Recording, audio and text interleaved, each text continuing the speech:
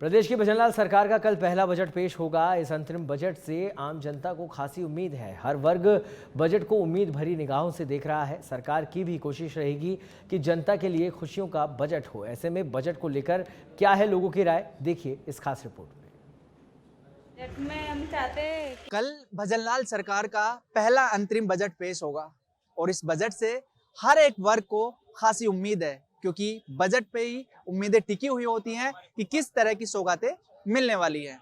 और इस बजट से युवाओं को क्या उम्मीद है, स्टूडेंट्स को क्या उम्मीद है, उनसे जानेंगे और किस तरह से इस बजट को देख रहे हैं। भाई साहब, अपना नाम बता दीजिए और कल बजट पेश होगा उसके बारे में क्या उम्मीद है। और बजट से उम्मीद ये रखते हैं कि अब जैसे उन्होंने कहा था कि मैं आरपीएससी को भंग करेंगे, तो उनको यूपीएससी के तर्ज पे इनको आरपीएससी को लागू करना चाहिए, ये बजट के अंदर प्रावधान करना चाहिए। और वैकेंसियों का जैसे यूपीएससी टाइम टाइम पे सिलेबस अपना कैलेंडर जारी करती है, वैसे आरपीएससी को कैलेंडर जारी करना चाहिए, कर्मचारी चयन बोर्ड को कैलेंडर जारी करना चाहिए और वैकेंसियों का टाइम टू टाइम आना चाहिए, ताकि इससे स्टूडेंट डिप्रेशन में नहीं आए। आप बताइए भाई, क्या कर रहे हैं, क्या नाम है और किस तरह की जो उम्मीद है वो रखते हैं। मेरा नाम तरुण चौधरी है। मैं एसआई की तैयारी कर रहा हूँ और मैं पहले तो सरकार से ये चाहता हूँ कि आपने पेपर लीक के लिए एसआईटी का गठन किया था। एसआईटी का गठन का मतलब है कि आप पेपर माफियाओं को पकड़ेंगे और जो भूतपूर्व जो पेपर हुए हैं जिनके अंदर लीक हुई है उनको आप रद्द करेंगे। तो ये राय आप सुन रहे हैं और भी लोगों से भी बातचीत करेंगे। आप भर्तियों को लेकर बताइए कि किस वैकेंसी को लेकर क्या कहना है। और बजट आएगा तो कहीं ना कहीं सारी जो रूपरेखा है, भर्तियां, वैकेंसी सब बजट में ही तय होती है। बजट की ऐसी बात है कि सरकार हर बार आती है और घोषणाएं करती है।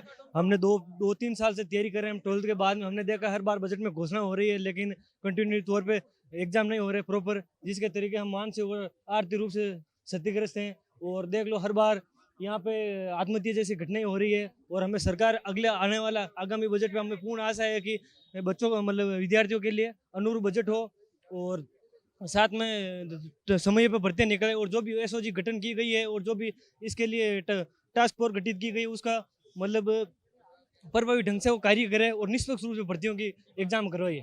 तो इससे पहले स्टूडेंट्स की राय जानी, क्या इस बजट को लेकर स्टूडेंट्स का सोचना है। और अभी हम करेंगे व्यापारियों से बात, क्योंकि बजट से व्यापारियों को भी उम्मीद रहती है। अंकल जी, अपना नाम बता दीजिए। जयवीर यादव। इस बजट से किस तरह की उम्मीद है जो आप रखते हैं।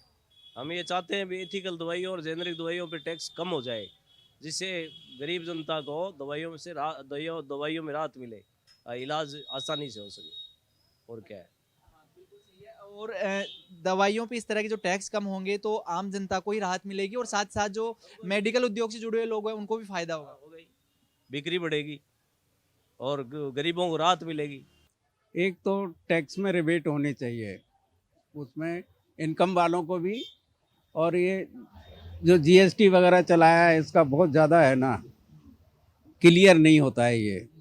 दूसरे जो पब्लिक है, पब्लिक को मेन है ना बिलो पॉवर्टी वालों का ध्यान रखना चाहिए और उनका पेपर वर्क है ना इजी होना चाहिए, जिससे कि वो अनपढ़ ज़्यादा होते हैं तो उनका काम इजीली हो जाए। योजनाओं का जिक्र है ना, इजीली होना चाहिए, ये फ़ायदे मिलने चाहिए। और किसको फ़ायदा मिल रहा है वो फ़ायदा उसको पहुंचना ज़रूरी है, जबकि उसको पहुंचता नहीं है। वो जिसकी संख्या ज़्यादा होती है या तो वो ले जाता है या अप्रोच वाले ले जाते हैं।